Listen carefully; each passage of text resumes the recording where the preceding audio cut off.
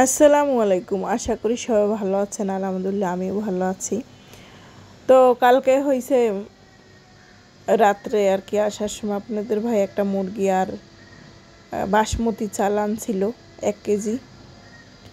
বলতেছিল যে বিরিয়ানি রান্না করার জন্য, কাচ্চি বিরিয়ানি। অনেক দিন ধরে হয়েছে বিরিয়ানি টিরিয়ানি রান্ধো না, কাচ্চি বিরিয়ানি। তা কালকে রান্না করো আর কি। তা আমি চিন্তা করছি অনেক ঝামেলা আসলে রান্না করা, আর গ্যাস থাকে না, পোলাপান ছোট বাচ্চা নিয়ে রান্না করা। যাই হোক, এইখানে সকালে কাইটে কুটে নিয়েছিলাম আসলে তরকারি, মানে শাকভাজি করবো চিন্তা করছি। তারপরে হলো মুরগির মাংস রানবো, সেইভাবেই কাটছিলাম। পরে 2 দিন মোটামুটি চুলা ভালোই গ্যাস ছিল, পরে দেখি যে তেমন গ্যাস নাই। পরে যাই হোক, এক চুলা বন্ধ করে আর এক চুলা আর কি রান্না করলাম, মানে কোনো রকম আর কি। এখানে হলো আমি আবার বাচ্চাদের আনতে যাওয়ার সময় হয়ে গেছিলো আর কি। যাই হোক, ভালোই হয়েছে, খারাপ হয় নাই। ঘরোয়াভাবে আর কি করেছি, বানাইলাম। তো এখানে দিয়ে দিছি। আপনাদের ভাইয়ে তেমন কোনো মশলাপাতি আনে নাই, বিরিয়ানির মশলা আগেই ছিল 1 প্যাকেট, আর আমার কাছে কিছু মশলা ছিল, ওটা দিয়েই করলাম। এখানে একটা স্টার মশলা দিছি, আর কি দারচিনি, তেজপাতা, এলাচ টেলাচ আর কি, কয়েকটা শাহি জিরা দিছি, আর বড় একটা আর কি কালো এলাচ দিছি। দিয়ে ওই পানিতে জ্বালাইতে বসাইতে দিয়ে দিলাম। আর হলো চাল ধুয়ে নিছি। আর এখানে মুরগির মাংসের ভিতরে আমি গুঁড়া দুধ দিয়ে দিচ্ছি, টক দই নাই বাসায়। আর হলো এখানে লেবু চিপড়েই দিছি আমি।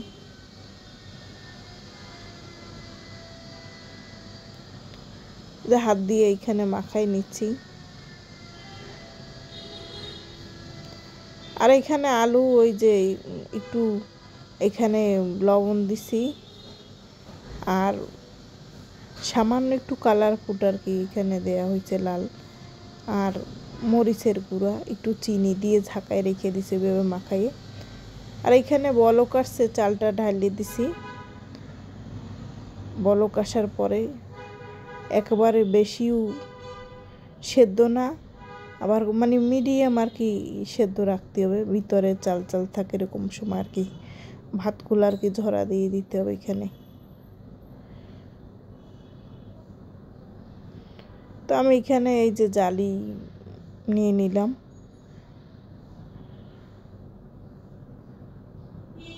আর ওই পানি ফেলাবো না, এই পানিটা আবার কাজে লাগবে।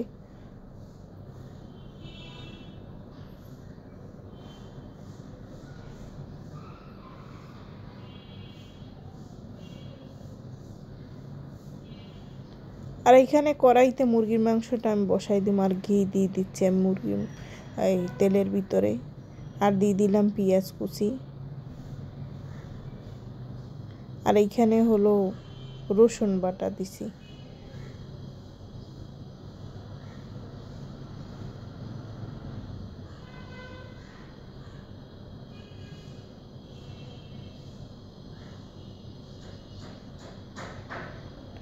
আর আদা বাটা দিলাম।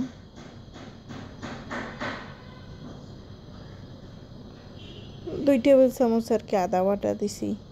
আর এইখানে হলো ওই যে মুরগির মাংসটা ঢেলে দিছি, এর ভিতর লবণ টবণ দেয়াই ছিল।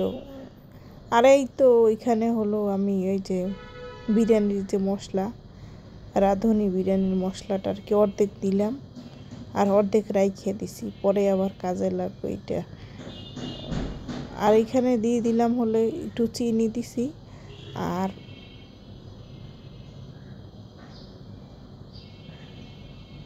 মরিচের গুঁড়ো আর কি, এইটা হলো দিয়ে দিলাম। আর এখানে কষাই নিলাম, একটু ঝোলের পানি দিয়ে কষাই নিচ্ছি এখানে।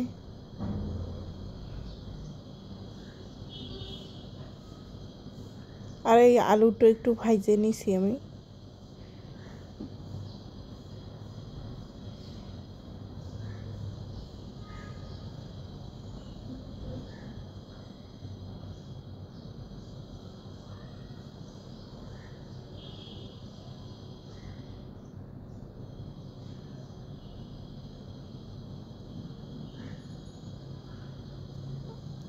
আর এখানে ঝোলের পানি দিয়ে দিচ্ছি।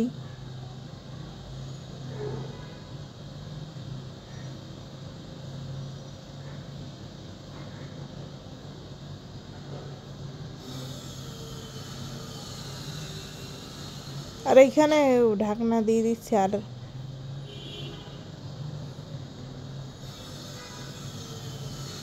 তেল দিয়ে দিলাম আর ঘি দিয়ে দিলাম, দিয়ে এবার পেঁয়াজটা বেরেস্তা করে নিচ্ছি।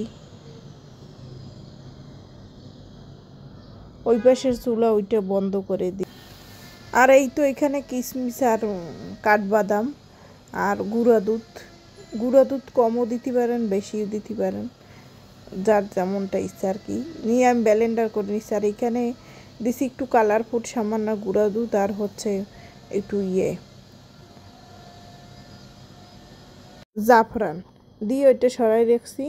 আর এইখানে ওই যে বাদাম ওইগুলো ব্লেন্ডার করে নিছিলাম ওইটার ভিতরে আর কি 2 মগ পানি দিয়ে দিছি বাটিতে। আর এইখানে সামান্য একটু জাফরান দিয়ে দিচ্ছি। আর এই যে আলু ভাইজে নিছিলাম যে পাতিলে ওইটাই আর কি। তো এখানে আমি ভাতগুলো ওই যে নিচে দিয়ে নিচ্ছি।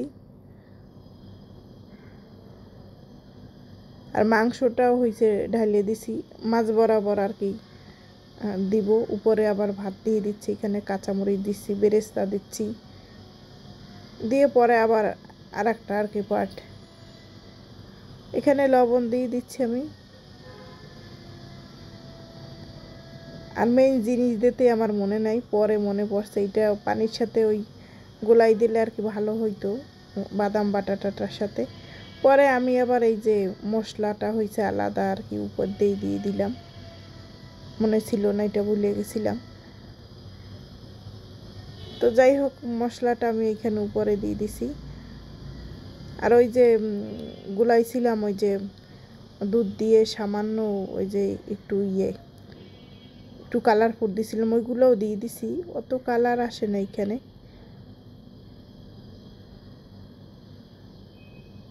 জাফরান দিয়ে আর কি লাল বাটিতে যে যতটুকু গুলাই রাখছিলাম না ওইটুকু আর কি দিলাম।